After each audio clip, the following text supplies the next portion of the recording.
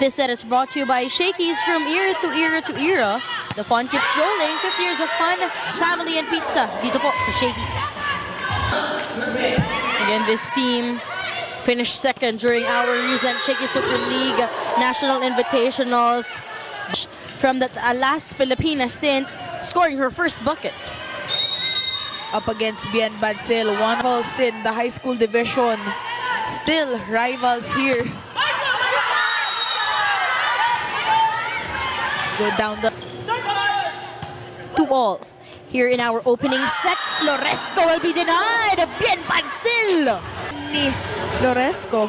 This block is brought to you by Peri Peri Charcoal Chicken and Sauce Bar. Order now. Well, Petalio tipping the ball over. They go to Bacanque. Straight to Capistrano. A little bit of sass at the end. Yeah, I think we're gonna see more of this here on this game, on this showdown. Jenny Gajero starting para dito sa UP Fighting Maroons. Jers Petalio with that angle. No. Just to Haboneta. You could see that she's not one of the tallest players of UP.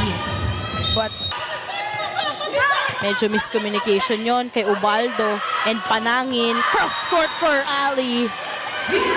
Blockers and seeing that angle on the right arm of with Coach Tina Salak system ever since she was in Zobel, but Ninya Itang with that. Back to you. Siyempre, welcome back natin, Jazz Eliarina and Faida Bacanque. These two players, no, parang yun yung mga energy ng Blockers. Nothing to prove na, no, for Ninya Itang. Pero ito, Kino Baldo with that 1-2 years of fun, family, and pizza at Shakey's.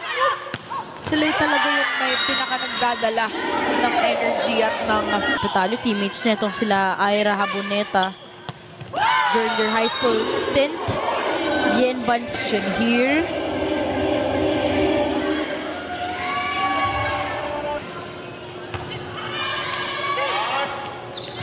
Bacanque with that reverse setup. Lied. By the Bacanque. This spike is brought away here in set number 1. Running attack.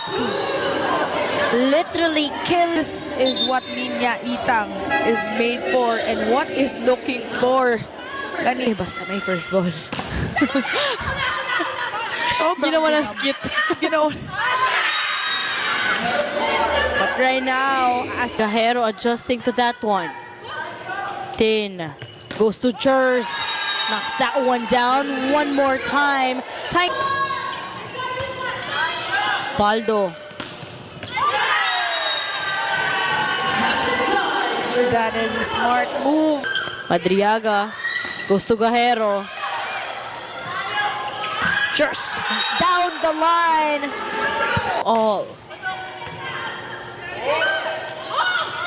Beautiful reverse setup. And Trano to defend. She was there in the right area. But grabe yung 5-second set point para sa Lady Tamaraws. Tin goes to Jers. Down the line. Set number 1. Down the line hit. And Kian Olango was late on that reaction na ibibigay na kay Jers Petalio by this that they're going to go to. With our set 2 players coming off the bench, but David doesn't need to warm up. That play was brought to you by Kick, powered by Smart, Our Way, Our Rule. Madriaga choosing Dongallo down the line. Dongallo. UP is in advantage by a point. He's Dongallo hammering that one through. It's gonna be a problem for FEU here if they don't contain Dongallo when she's in the front row.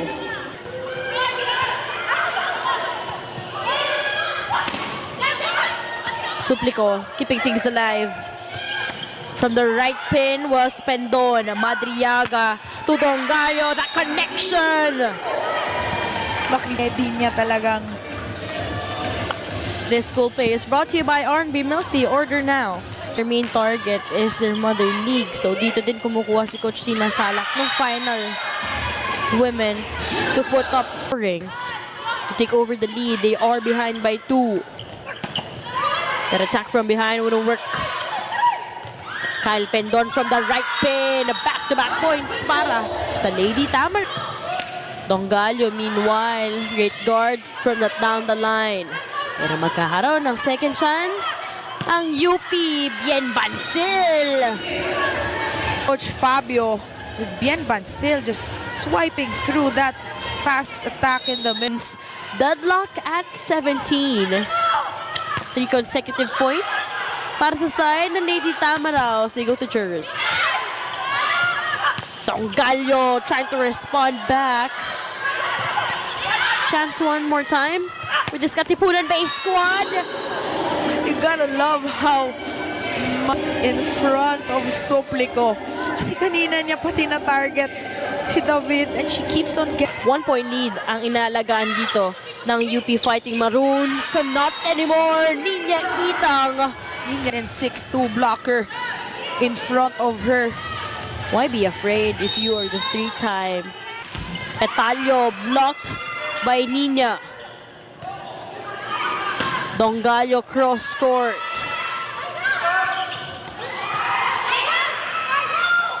Dongallo one more time. Still no goal. Faida blocked by Cassie Dongallo. 1-on-1. They'll be taking on set number 2.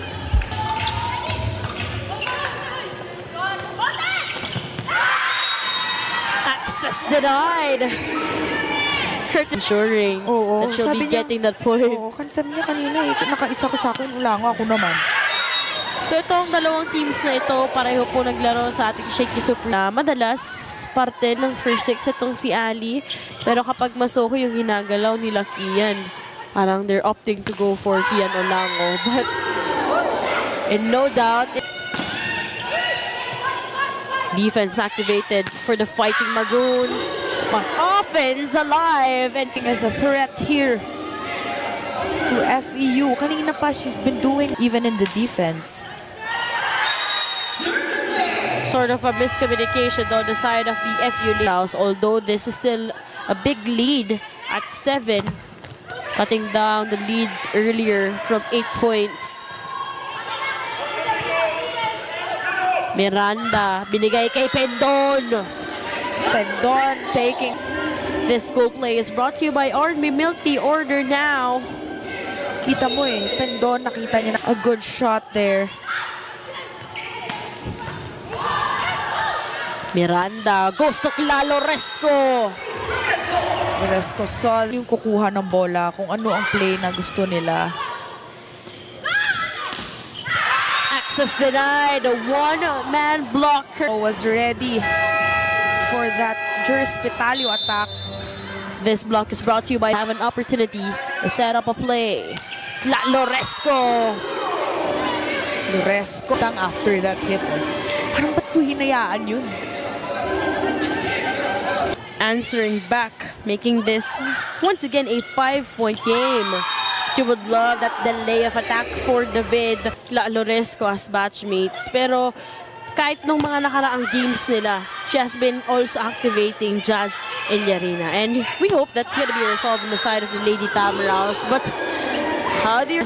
Jelay Gahero. Grabe, sinilip yung down the line. So, the reaction after that attack. Okay, hindi error. Okay guys, natawid. Naitawid. Pero yun lang, hindi may tatawid ang bola doon sa blockage. Miranda. Access denied, courtesy of Ninya Itang. Send FEU with this set. On the side of the UP Fighting is to be the advantage. But you would feel that UP is on a serious mission right now, especially with a block. Payong na payong ang atake. This block is brought to you by Perry Char. Hirap ka lalo pag ganun. Great dig galing dito kay Dongallo. Gahero on the other side. The block was almost outside the... Miranda to Devosora, cross score! Finally, That play was brought to you by Kick, powered by Smart Our Way, Our Rules. And download the app now. Together during their high school years and right now, playing against each other. Lalo Resco on the us with a block point. shutdown ang nangyari doon. Grabe, you could really see her reach.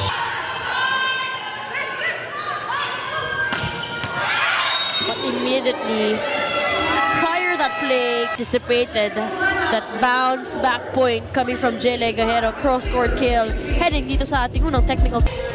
Coach Tina talked about the girls' intimidation towards the UP Fighting Maroons. Every time na nagkakalaban daw sila noon sa UAAPC. Miranda to Eliarina. Madriaga to Bien Bancil all alone. Still 5-point lead, and ngayon services for Dinia Itang. 6-point lead para sa side ng Fighting Maroons. Kneeling setup.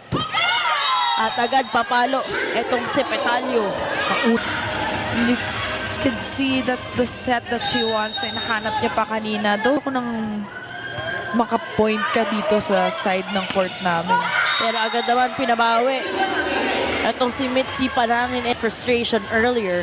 This goal play is brought to you by R&B Milk Tea. Order now. Imagine Suplico. A twice to beat benefit here sa ating quarterfinals. Kanina, Adamson. One setter. Two-setter. Grabing versatility talaga for Nina Itang. Libero pa ngayon. Papasa pa ngayon. Grabe. Receive. Sayang ang... This bike is brought to you by Potato Corner, world's best flavored fries. Order now. And UP still not able to block her, while Bien Bancil has been blocked already a couple of times in the middle. The Fighting Maroons with that Madriaga and Dongalio connection. Coach Tina naman papatawag ng timeout. Kay Tino Baldo. Madriaga choosing Dongalio.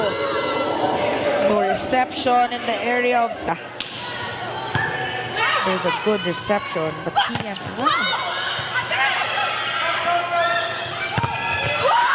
Finally, the block point that she desires for Kian Olango.